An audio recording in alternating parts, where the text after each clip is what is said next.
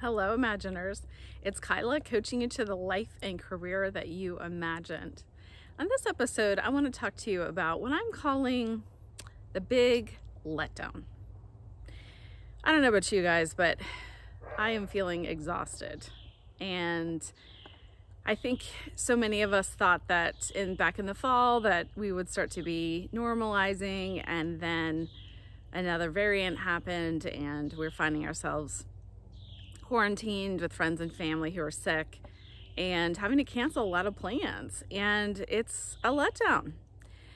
We've been entering different phases over the last couple years as it relates to our mental health and well-being, and I think it's so important to talk about this continuation and the options for continuing to move through it. When I was growing up, there was a song we used to sing, and it was about moving through, looking back life. I didn't see it at the time, but the chorus was that you can't go over it, you can't go around it, you have to go through it. And unfortunately, that's kind of the place that we're in with our current state. But what I want you to know is that there is also a process that I'm calling the Great Relief. And the Great Relief happens when we really stand in the honesty and authenticity of what is happening to us and decide how we want to move through it. Now, there are ways for not moving through it. We can go over it, we can go around it, we can soothe ourselves, as you've heard me talk about before, using a variety of fun things, binging TV, food, over social media, all kinds of things. But in reality, moving through it is actually how we process what's going on, and we actually get long-term relief. And that's why I'm calling it the Great Relief. And to move through something and get relief, which I think is what we all want on the other side, there are two steps that I take to, again, really be present for what's happening and actually process what's happening. So to be present with what's happening, we have to actually acknowledge it. I hear myself so often overhearing conversations where, one friend or one family member is trying to make the other one feel better. And that is definitely part of our society to, feel better, feel good, ideally at all times. And as you can imagine, that puts an enormous amount of pressure on us as humans because we believe we have to live up to some false sense of happiness, often called, if you've heard a new term called toxic positivity. Toxic positivity is just sort of pretending that everything is fine and not acknowledging what's actually happening. So first we have to really get present with what's going on. If you're like me, again, over the past few weeks, you've had several things cancel. You might have gotten sick yourself. Certainly, many of my family and friends are sick right now, and I'm not able to see them. I've had to cancel a lot of events to see them, which I certainly hope the new year would not have brought. But I want to acknowledge that that's actually happened, and I want to feel that that's actually happened and actually process some of that disappointment. And again, in a society where we want to feel good, we don't really want to focus on things that are negative, we tend to turn away from anything that makes us feel, negative, bored, sort of anything that we would classify as a negative emotion. And in reality, the more that we feel what's actually happening and acknowledge what's actually happening, again, the more we can process it and move forward and get relief. Now, there's going to be events in our lives that we don't want to feel good about. If you've been following me, in the last year I've lost 2 friends, and I don't want to feel good about that. I want to continue processing that.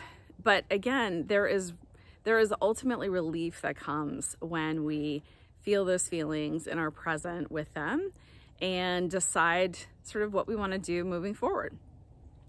There's also things that are out of our control that we want to decide how to feel about and what to think about, and ultimately what to take action or not take action around. And the way that I always think about it is we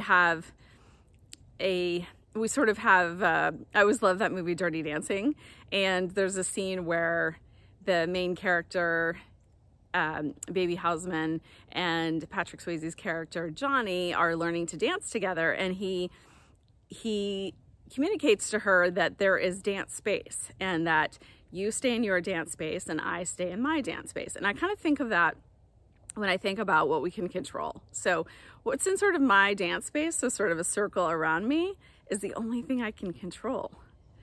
But the best news I have for you is that I can and you can decide what you want to think about things outside of your circle, outside of your dance space.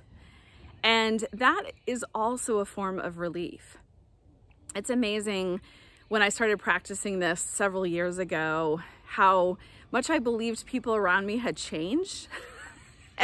And in reality, what I came to understand is that they didn't change at all. I changed. And the only way that I changed was the way that I thought about the situation. What I identified as things that I could control and things that I couldn't control. And that has given me so much relief in my life. And as you can imagine, how we think about things also transfers to our career, the life that we dreamed about.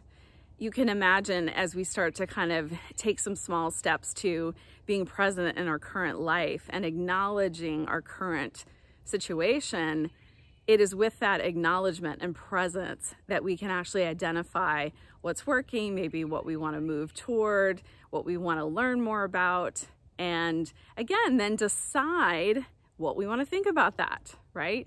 So many of my clients are incredibly successful people who have had enormous success throughout their career and their lives, and they can use that same outlook for success, the same skills, the same know-how, the same tenacity, all of the traits, character traits that they have to create the career and life that they imagined. So imagine if we just looked at it differently, right? So the same things that got you here will get you there in terms of your traits and your characteristics.